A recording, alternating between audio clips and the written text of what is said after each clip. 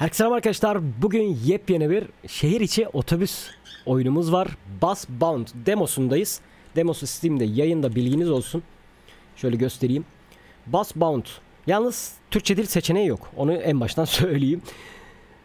Türkçe dil seçeneği yok. Busbound'un tek oyunculu demo sürümünü hemen oyna. İlk bölge olan Emberville'i keşfet. Bluebird Sigma, New Flyer dizel otobüslerinde ustalaş. Top taşıma için yaya dostu bir cennete dönüştürme çalışmalarına başla. Yani demoda Türkçe dil yok. Bilmiyorum tam sürümde olur mu? Sistem dilini algılıyor ama şöyle bir olay var. Hatta şunu ben istek listesine de ekleyeyim. Sistem dilini algılıyor ama yani oyunun kendi içeriğinde Türkçe dil olmadığı için sistem dilini Türkçe algılasa bile Türkçe olarak bir şey görmüyorsunuz yani. Oyunumuz bu şekilde. Görselleri falan fena değil ama full grafikte oynuyorum ben. 30 FPS'lere falan düşüyor oyun, onu söyleyeyim. Ama oynarken problem, hani onu yansıtmıyor size. Oyun takılmıyor, kasmıyor. Yani stabilizasyonu falan gayet güzel yapmışlar. Yani birazcık sistem isteyen bir oyun ama rahat bir şekilde hemen hemen tüm sistemlerde de oynatacağını düşünüyorum. DLSS, FSR desteği vesaire bunlar mevcut oyunda zaten. Hani düşük sistemlerde bile birazcık destekleyebilir yani. Oyun Steam'de demosu yayında, sizler de indirip oynayabilirsiniz. 45 GB civarında bir, değil mi? 55 GB kullanılabilir alan istiyor ama 44-45 GB falan indiriyor oyunu. Bilginiz olsun. Windows 10 ve 11'de çalışıyor sadece. 64 bit sistemlerde çalışıyor. Şimdi ben girip biraz direksiyon ayarını falan yaptım mecbur. Sıfır geliyor çünkü her şey. O yüzden continue seçeneğe giriyor ama sıfırdan başlayacağız. Birazcık karışık bir direksiyon ayar sistemi var. Oyun daha çok yeni, birazcık karışıyor olay. Direksiyona dokunduğunuz zaman mouse klavye iptal oluyor. Mouse'u birazcık ellediğiniz zaman direksiyon iptal oluyor. Bakalım. Böyle start game diyelim. Başlayalım sıfırdan. Bir başlangıç yapalım bakalım. İlk başta bize anlatıyor işte sağ sinyal, sol sinyal, şöyle yap, böyle yap. Ondan sonra bir yolcu almaya gönderiyor falan. Oraya kadar ben geldim. Ondan sonra kapattım. Birazcık ses yüksek olabilir. Şimdi W'ye basıyor. Tabii benim işim direksiyonla. Şöyle aracı otomatiğe alıp basıyoruz, yolumuza çıkıyoruz. Şimdi şöyle bir başlayalım. Arkama pek yaslanamayabilirim. Birazcık klavye kullanacağız çünkü. O yüzden birazcık şöyle öne doğru eğilerek oynayayım.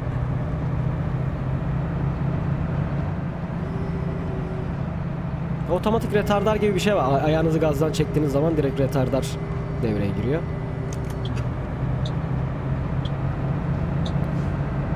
Şimdi burada sinyalleri bize gösteriyor tabi. Using your indicators will come in handy when you want to change lanes or turn onto a new road. Birazcık sesini kısayım. Bak klavyeye müdahale edince hemen direksiyon falan devre dışında kalıyor. Ya böyle bir sıkıntısı var oyunun. Yani hepsini aynı anda kullanmanıza izin vermiyor. Bir şeyi tetiklediğiniz zaman öbürünü iptal ediyor.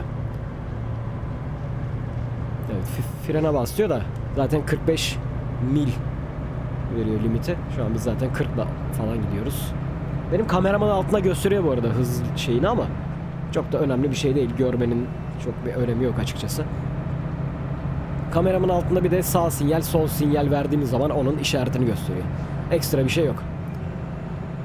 Şimdi bu ne? Bunun ne olduğunu ben bilmiyorum. Ha, kamera. Kamera değişim mouse'un tekerleğin ortasına basarak normalde oluyor ama ben direksiyona atama yaptım. Oyun şu an 35 FPS.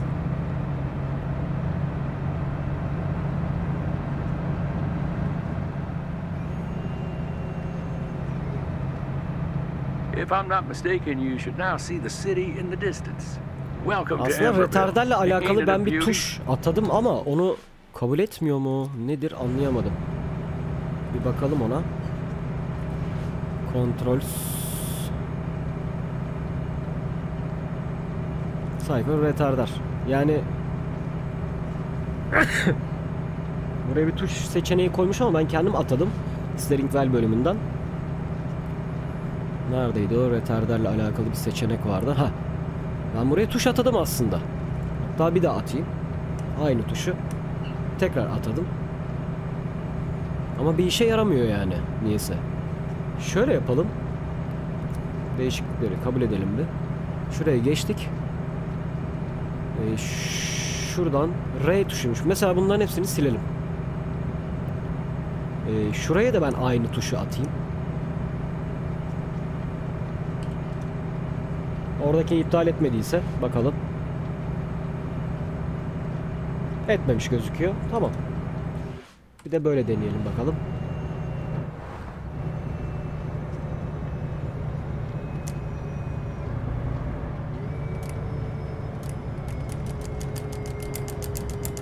Retarder açma, hani kademeli retarder diye bir şey yok. Aç kapa diye bir seçenek var. Ama Now, let's get you picking up some passengers. Some are waiting for you at the Hall of Fame yani stop. bir işe yaramıyor. Öyle söyleyeyim. Mouse'u elliyorum ya kamerayı ayarlamak için. Ondan dolayı direksiyonu iptal ediyor. Ya o biraz sıkıntılı ya, ilginç.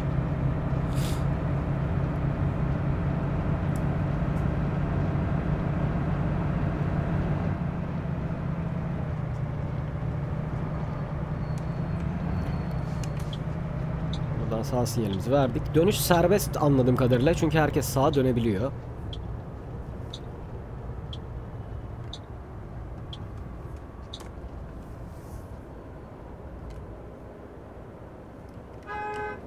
Kornamız bu.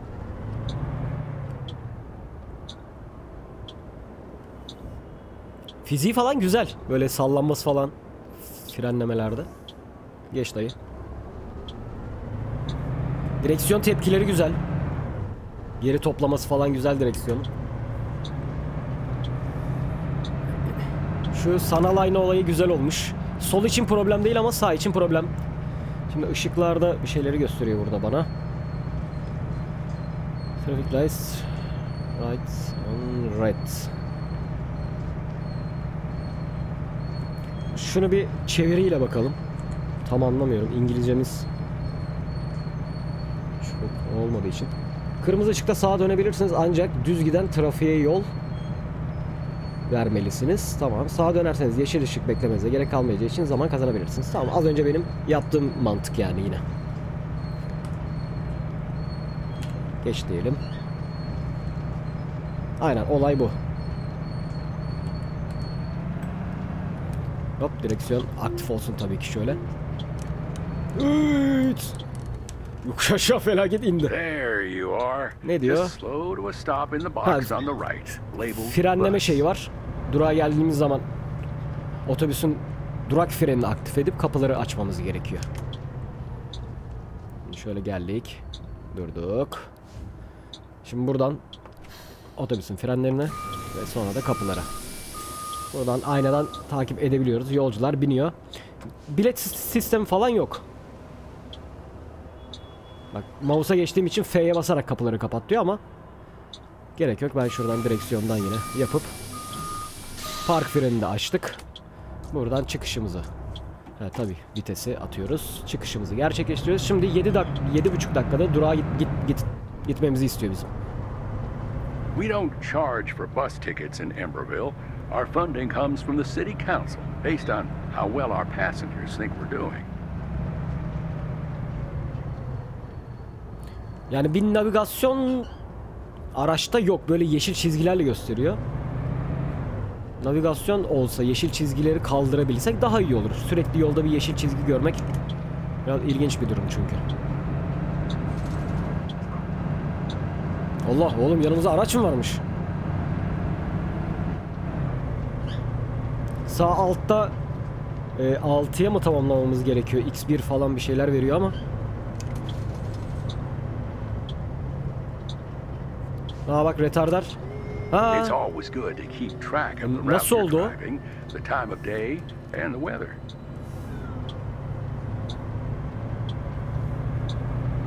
Retardar iptal olmuştu. Dur bakayım. Bak şu an yine oldu. Abi nereden açılıyor, nereden kapanıyor bilmiyorum. Az önce iptaldi mesela. Tekrardan o tuşa bastım. Açıldı.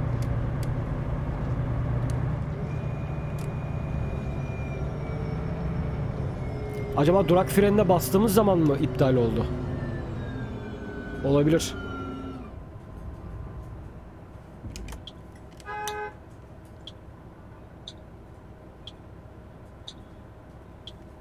Deneyelim mi?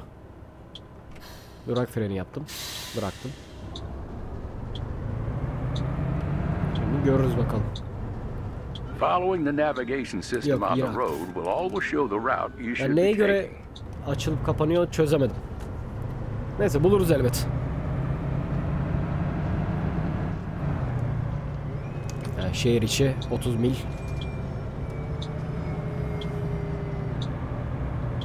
Ya bir yandan iyi bir şey aslında otomatik retardar.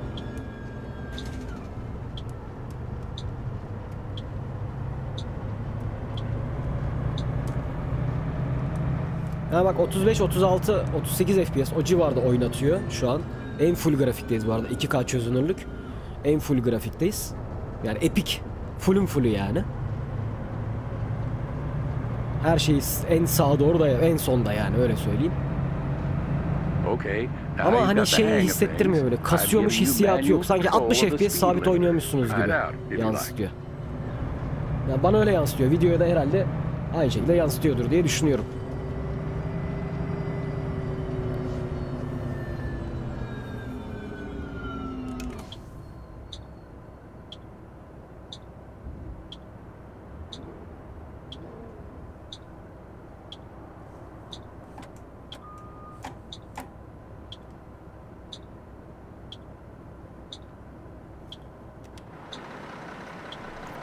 Otobüs bu. Otobüs görünümleri kötü. Yani en azından bu otobüs kötü. Bilmiyorum hani ileride belki iyi bir şeyler gelir falan filan.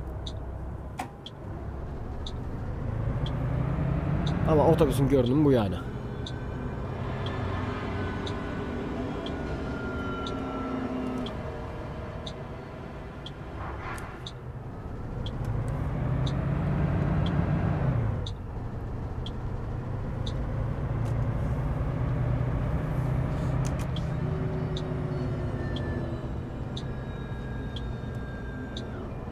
Oyuna alıştığınız zaman böyle hani öne gelerek oynamamıza gerek kalmayacak alışınca.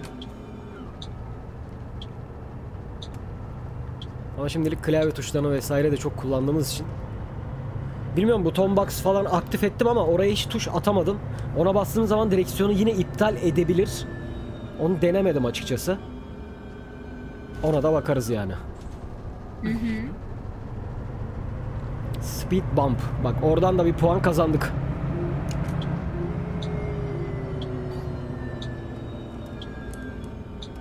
Looks like this driver is not paying attention. Go around it or honk to get the truck moved out of the way.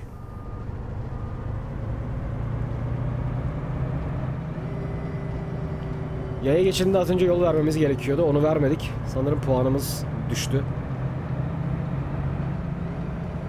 Aa bak retarder limiti. Aa tamam bak. Şu an kameramın altında bunları full olarak açtı.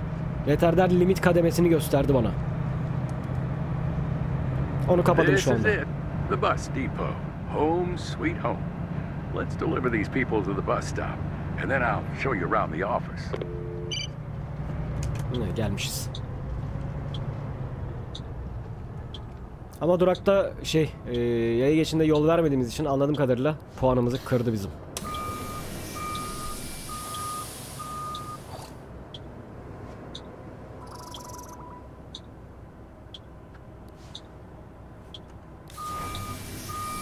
Yani drive. Evet, öğreticiyi sanırım geçtik.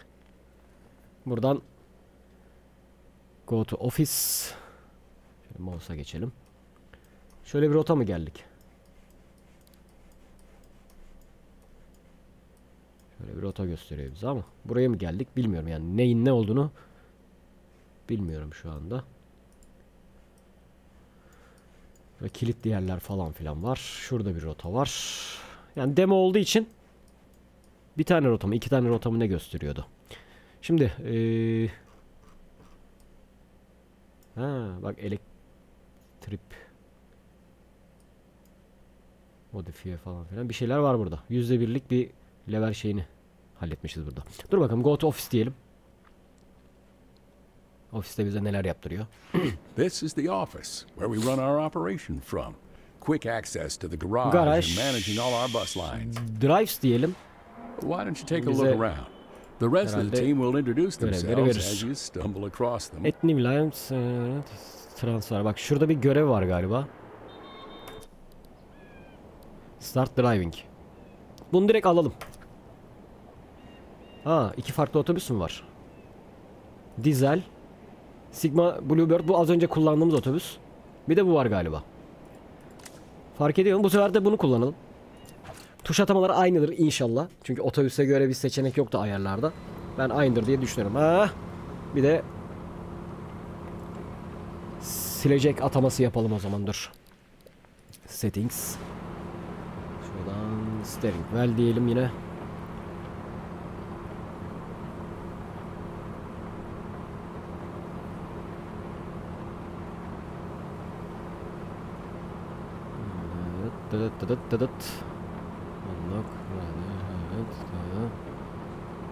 Vipers'a ne diyelim?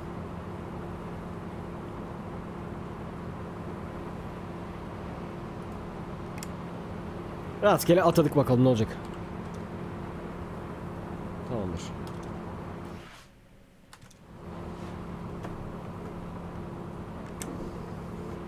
Evet, hazırız.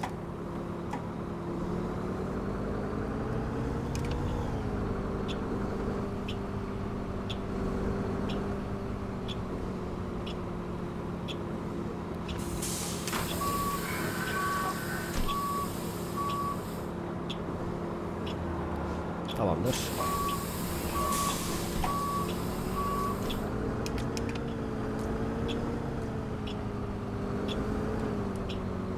Otobüs bayağı şey yalnız ha. Eski tip otobüslere benziyor öyle. Ama dijital gösterge falan. Dur bakalım kameradan.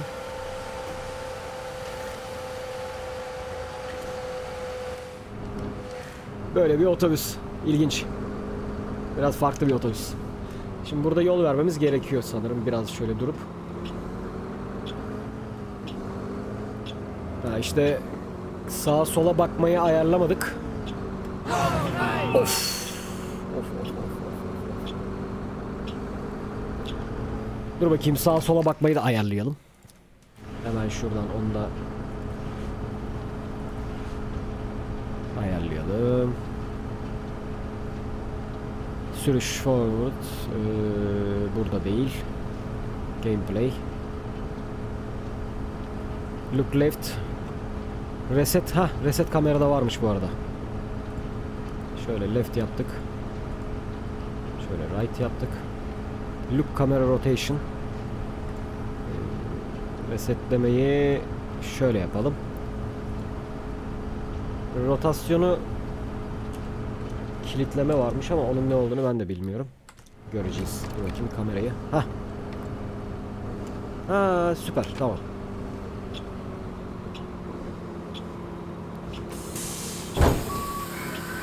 Otobüsün önüne bisiklet koydu bak. Gördünüz mü? Yolcuların bisikletini otobüsün önüne bu şekilde koyabiliyor. İyiymiş.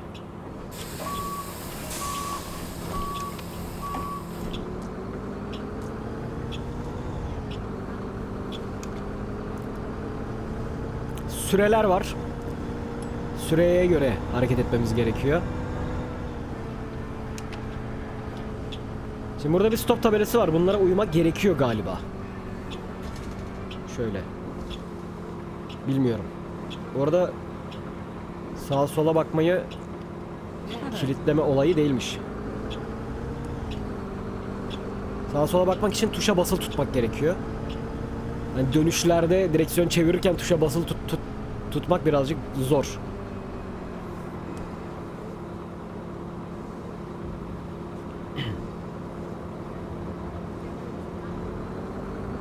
Sileceğin bir kademesi var mı? Yok.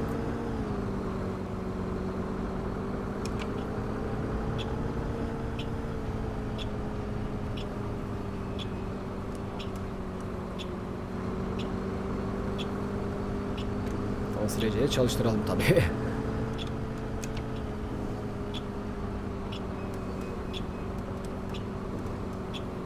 Geniş geniş aldım. Dayı çıkar mıkar bir de.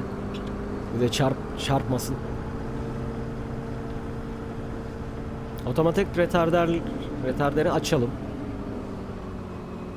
Kademe kademe bu arada. Otomatik retarderi de şöyle en full kademeye çektim mesela şu an.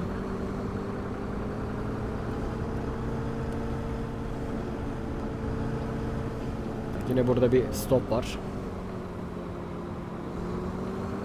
Ama tam çizgiye gelip mi durmak gerekiyor? Öyle puan veriyor mu? Aynen.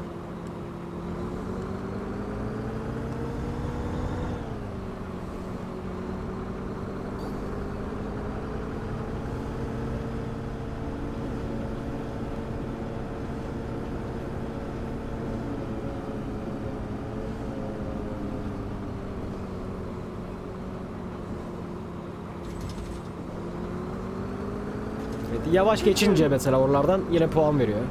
Öyle bir sistemi var.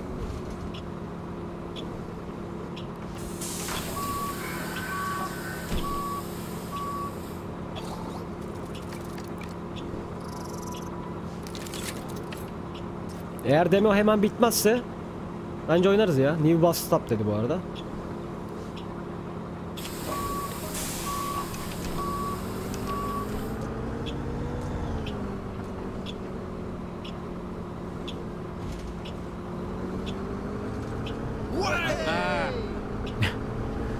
Kastan yavaş geçince bayağı seviniyorlar.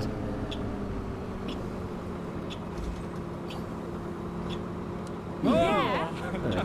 İlla bir durdurmak gerekiyor otobüsü.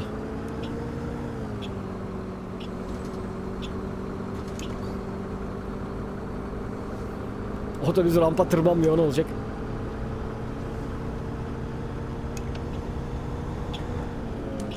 Ani frende sıkıntı yaratmıyorlar, güzel.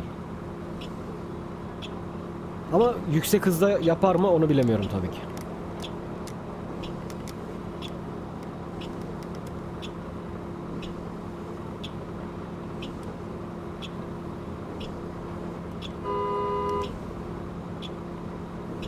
Speed limiter.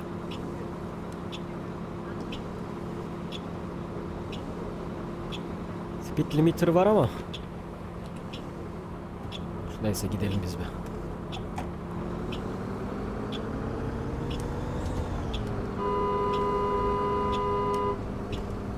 Dayı yani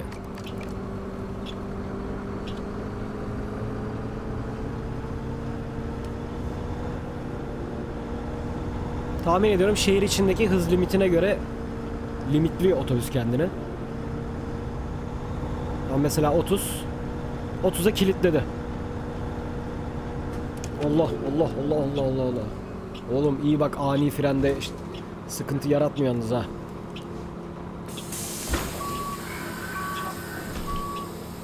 Şu an X5 aldık. X6 olduğu zaman herhalde oradaki sağ alttaki yeşil tam olarak dolmuş olacak.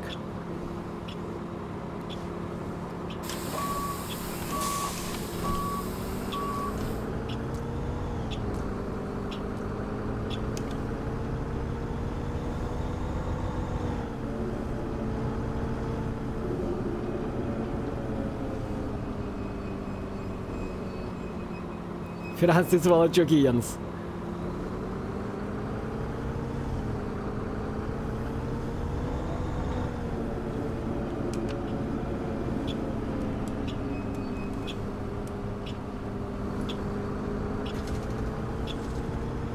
Direksiyon takipli kamera var.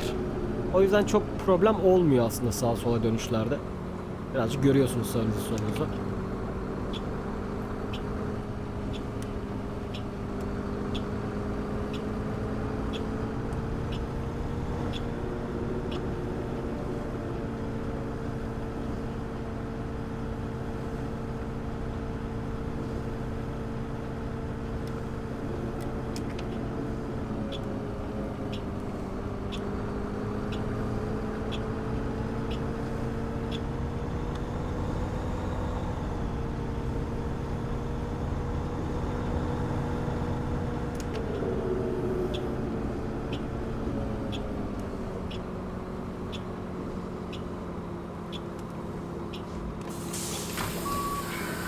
Evet, 6'da 6 oldu.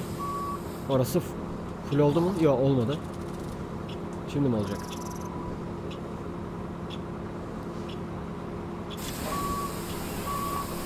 Evet, sürüş bitiyor. Görev tamamlandı. Evet, puanları aldık. Şöyle hemen geçelim yine.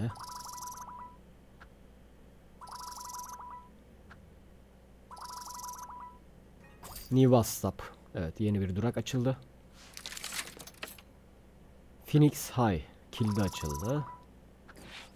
Bayağı bir şeyler vardı ya. Bayağı bir şeyler vardı yani. Güzel. Go to office diyoruz yine. Demoda yine oynayabiliyorsunuz ya. Bayağı şey var yani. Shift Night. Neymiş bu? Shift Night olayı. Upgrades. Sürüş deyip burada yeşil gösterdi ama. Ha, aynen yeni bus stop gösteriyor. Güzel. New line deyip kendimiz de sanırım durak sistemi oluşturabiliyoruz. Birden fazla. Bak 12 tane durak yapabiliyormuşuz. Oynarız ya, bunun devamını getiririz. Delete line diyelim. Bunun devamını getiririz. Oynarız yani. Ya demoda oynayabildiğimiz kadar oynarız. Benim hoşuma gitti şahsen. Bayağıdır böyle şehir içi otobüs oyunu oynamıyorduk. Güzel olur. Oynarız yani.